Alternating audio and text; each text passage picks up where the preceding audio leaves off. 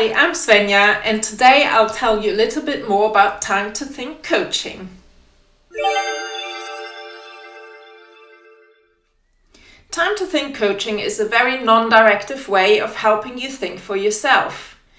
Coaching in general is the art of helping people come to their own conclusions and find their own answers, and therefore Time to Think coaching is one of the purest forms of coaching.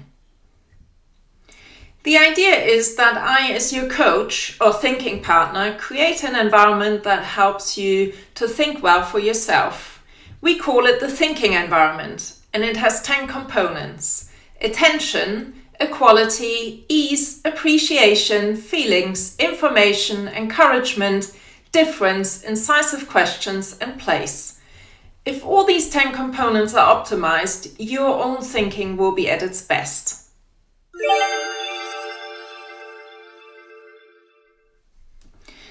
There's nothing more empowering than finding your own answers. It creates accountability, responsibility, and internal motivation. Time to Think coaching goes beyond the particular problem you're trying to solve in your coaching session. It creates a general confidence in yourself because it makes you see that you can solve any problem by yourself. You just need time, space, and the environment to think well. The Time to Think framework is based on years of research into how we think as human beings, and this research is still constantly evolving. I benefit from access to these findings, and they enable me to help you and your thinking process.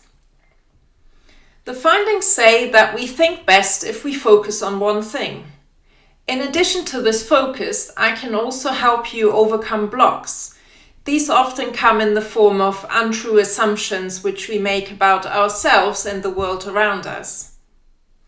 Using these findings, I can liberate your thinking so that you can go to places you've never dared go to before.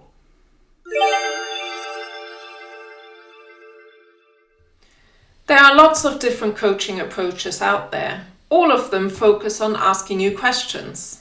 But very often these questions are linked to the contents you're thinking about, and this might already steer you in certain directions. In Time to Think coaching, the questions the coach is asking you relate to your thought process. So there's no steering in terms of contents. You alone decide what you want to think about and where you want to take your thinking.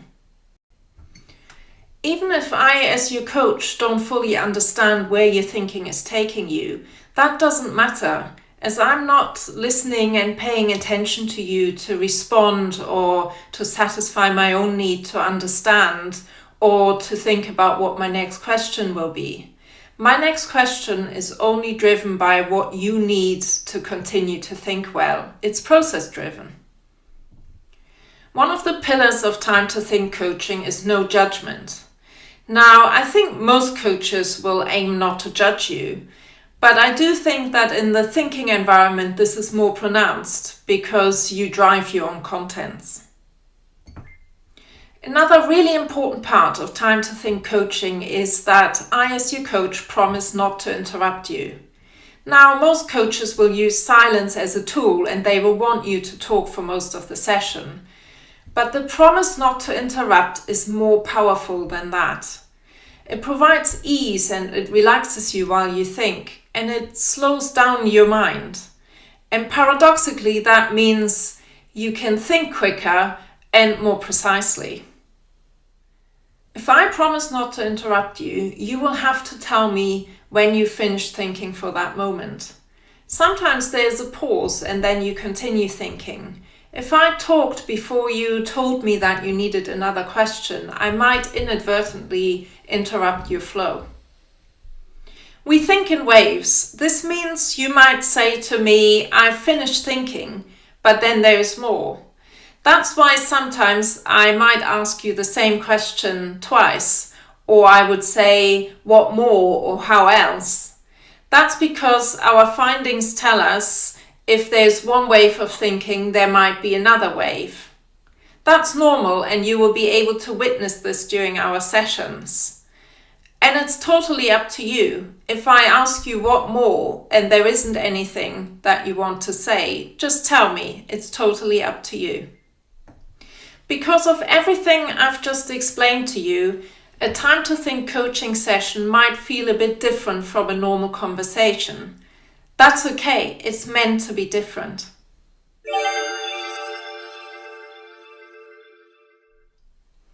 When I first tried Time to Think, I felt a bit daunted by the prospect of thinking out loud for myself, especially for a prolonged period of time. But now I love it and I crave it. I have regular thinking sessions and I always look forward to them, and at the end I always feel calm and confident. All you need to bring is interest and curiosity and a willingness to think for yourself. It might feel a bit strange to start with, but you will ease into it, and I'll be with you all the way, with ease, encouragement, no judgment, and my full attention.